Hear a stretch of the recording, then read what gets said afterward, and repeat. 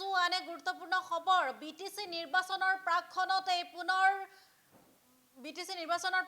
পুনৰ বিজেপিৰ বিৰুদ্ধে সৰব হৈ পৰিছে হিন্দু বঙালী লোকসকল এই মুহূৰ্তত দিব বিচাৰিছে গুৰুত্বপূৰ্ণ খবৰ বিটিসি নিৰ্বাচনৰ প্ৰাক্ষণত পুনৰ বিজেপিৰ বিৰুদ্ধে সৰব হৈ পৰিছে হিন্দু বঙালী লোকসকল দি ভোটাৰৰ সমস্যাৰ বিৰুদ্ধে দাবীৰ উত্থাপন কৰি প্ৰতিবাদ সাব্যস্ত কৰিছে হিন্দু বঙালী লোকসকলে যুৱ ছাত্ৰ ফেডাৰেচনে প্ৰতিবাদ কাৰ্যসূচী ৰূপায়ণ কৰিছে পুনৰবাৰ উল্লেখ কৰিছো বিটিসি নিৰ্বাচনৰ প্ৰাক্ষণত পুনৰ বিজেপিৰ বিৰুদ্ধে সৰব হৈ পৰিছে হিন্দু বঙালী লোকসকল আৰু যুৱ ছাত্ৰ ফেডাৰেচনে এই প্ৰতিবাদী কাৰ্যসূচী ৰূপায়ণ কৰিছে আৰু প্ৰতিবাদীয়ে দাবীত সদৌ অসম বঙালী যুৱ ছাত্ৰ ফেডাৰেচনে প্ৰতিবাদ সাব্যস্ত কৰিছে গোৰেশ্বৰৰ বালিহাটীত সদৌ অসম বঙালী যুৱ পৰিষদ বিটিআৰ জেনেৰেল কমিটি তামুলপুৰ জিলা সমিতি গোৰেশ্বৰ আঞ্চলিক সমিতি আৰু অনুসূচিত জাতি সন্থা যৌথ প্ৰতিবাদী কাৰ্যসূচী ৰূপায়ণ কৰিছে হিন্দু বঙালীসকলৰ ডি ভোটাৰৰ সমস্যাক লৈ শীঘ্ৰে সমাধানৰ দাবী কৰিছে প্ৰতিবাদকাৰীসকলে হিন্দু বঙালী লোকসকল বিটিসিৰ প্ৰথম শ্ৰেণীৰ নাগৰিক যদি বিটিসিৰ বাহিৰৰ বঙালী লোকসকল কোন শ্ৰেণীৰ নাগৰিক এনেদৰে ভিন্ন প্ৰশ্ন উত্থাপন কৰি প্ৰতিবাদ সাব্যস্ত কৰিছে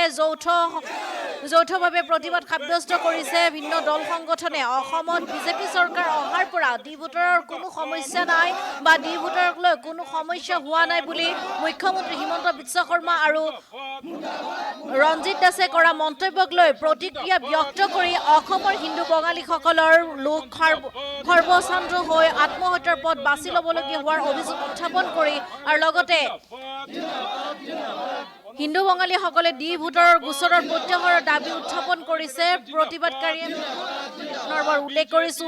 বিটিআৰ নিৰ্বাচনৰ প্ৰাক্ষণত এইবাৰ পুনৰ বিজেপিৰ বিৰুদ্ধে এতিয়া সৰব হৈ পৰিছে বঙালী হিন্দু লোকসকল ডি ভোটাৰৰ সমস্যাৰ দাবীত প্ৰতিবাদ সাব্যস্ত কৰিছে যুৱ ছাত্ৰ ফেডাৰেচনে দাবীৰ সদৌ অসম বঙালী যুৱ ছাত্ৰ ফেডাৰেচনে প্ৰতিবাদ সাব্যস্ত কৰিছে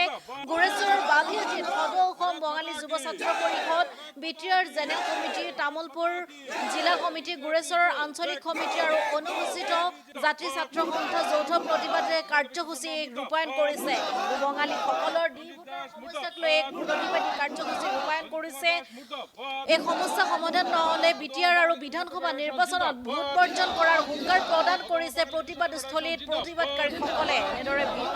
বহু প্ৰশ্ন উত্থাপন কৰি প্ৰতিবাদ সাব্যস্ত কৰিছে অসমত বিজেপি চৰকাৰ অহাৰ ডি ভোটাৰৰ কোনো সমস্যা নাই বা ডি ভোটাৰক লৈ কোনো সমস্যা হোৱা নাই বুলি মুখ্যমন্ত্ৰী হিমন্ত বিশ্ব শৰ্মা আৰু ৰঞ্জিত দাসে কৰা এই মন্তব্যক লৈ তীব্ৰ প্ৰতিক্ৰিয়া কৰিছে যুৱ ছাত্ৰ ফেডাৰেচনে পুনৰবাৰ উল্লেখ কৰিছো হিন্দু বঙালী লোকসকলে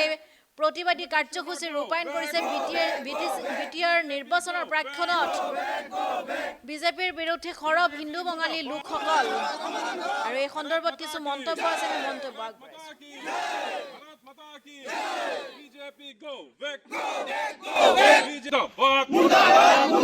হিমন্ত বিশ্ব শর্মা মুর্দাবাদ রঞ্জিত দাস মুর্দাবাদ রঞ্জিত কুমার দাস মুর্দাবাদ আমি সদৌ অসম বাঙালী যুৱ ছাত্ৰ ফেডাৰেশ্যন বিটিআৰ জোনাল সমিতি লগত আপোনাৰ তামুলপুৰ জিলা সমিতি লগত আপোনাৰ গোৰেশ্বৰ আঞ্চলিক সমিতি লগত অনুসূচিত জাতি ছাত্ৰ সন্থা যৌথভাৱে আমি প্ৰতিবাদী কাৰ্যসূচীৰে হাতত লৈছোঁ যিহেতু আমাৰ অসমৰ মুখ্যমন্ত্ৰী সন্মানীয় মুখ্যমন্ত্ৰী ডক্টৰ হিমন্ত বিশ্ব শৰ্মা মহোদয় তেওঁ আমি দেখিবলৈ পাইছোঁ এমাহ ধৰি মানে বাঙালীক লৈ পেলাই তুচ্ছ তাচ্ছিল্য মন্তব্য কৰে যিকোনো সময়ত দিনত এটা কয় ৰাতি এটা কয় কথাটো তো আপোনাৰ প্ৰথমতে ক'লে যে আপোনাৰ বিটিসিত প্ৰথম শ্ৰেণীৰ নাগৰিক তো এই যে আপোনাৰ প্ৰথম শ্ৰেণীৰ নাগৰিক বুলি ক'লে তো আমি আজি এই সাংবাদ মাধ্যমৰ জৰিয়তে তেওঁক জনাব খুজিছোঁ বিটিসিখন কি আপোনাৰ কি অসমৰ বাহিৰত নে ভাৰতৰ বাহিৰত যি আপোনাৰ বঙালী বিটিসিত প্ৰথম শ্ৰেণীৰ নাগৰিক বুলি ক'লে তো বিটিসিৰ বাহিৰত সেইখিনি মানে কোন শ্ৰেণীৰ নাগৰিক হ'ব তেওঁ অলপ মানে ক্লিয়াৰ কৰি দিব লাগে কথাখিনি আৰু ক'লে আপোনাৰ বাংলা মানে বাংলাদেশী বুলি ক'লে সেই কথাটো আকৌ কালি পৰহি চালোঁ আকৌ ক'লে যে মানে আপোনাৰ বাংলা ভাষা বোলে আপোনাৰ মানে ভাৰতৰ সৰ্বশ্ৰেষ্ঠ ভাষা বুলি ক'লে তো এইখিনি কথাত তেওঁ অলপ যিখিনি কথাখিনি কয় অলপ ভাবি চিন্তি ক'বলৈ আমি সদৌ অসম বাঙালী যুৱ ছাত্ৰ ফেডাৰেশ্যনৰ পৰা আমি আহ্বান জনাইছোঁ যে বাঙালীক লৈ পেলাই তুলুঙা মন্তব্য নকৰিব আৰু যোৱাকালি আমি দেখিবলৈ পাইছোঁ ডক্টৰ হিমন্ত বিশ্ব শৰ্মা আৰু লগত আমাৰ ৰঞ্জিত কুমাৰ দাস মহোদয় তো দুইজনে ক'লে যে আপোনাৰ অসমত বিজেপি চৰকাৰ অহাৰ পৰা বাঙালীসকলৰ কোনো ধৰণৰ সমস্যা সমাধান মানে কোনো ধৰণৰ সমস্যা হোৱা নাই বুলি ক'লে বা তেনেকুৱা আপোনাৰ কোনো মানে ডিভোটাৰৰ সমস্যাত বা কোনো বাঙালীসকল নিৰ্যাতিত হোৱা নাই বুলি ক'লে। তো হয়, কথাটো এইটো হ'ল যে আপোনাৰ গোটেই অসমখনত হিন্দু বাঙালীসকলে বিজেপিৰ ওপৰত এটা আস্থা আছিলে যে ডিভোটাৰৰ সমস্যা দীৰ্ঘদিনীয়া এটা সমস্যা। সেই সমস্যাটো আপোনাৰ বিজেপি চৰকাৰ আহিলে সমাধান হ'ব বুলি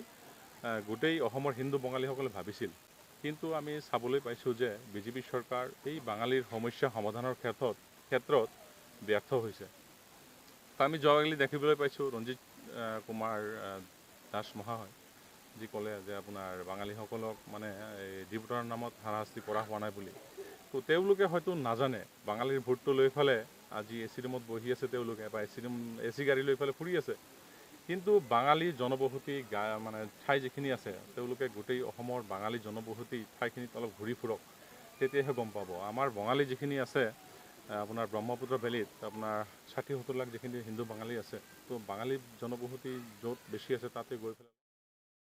যিকোনো খবৰৰ বাবে যোগাযোগ কৰক 7099017330 লগতে 7099017110 নম্বৰত।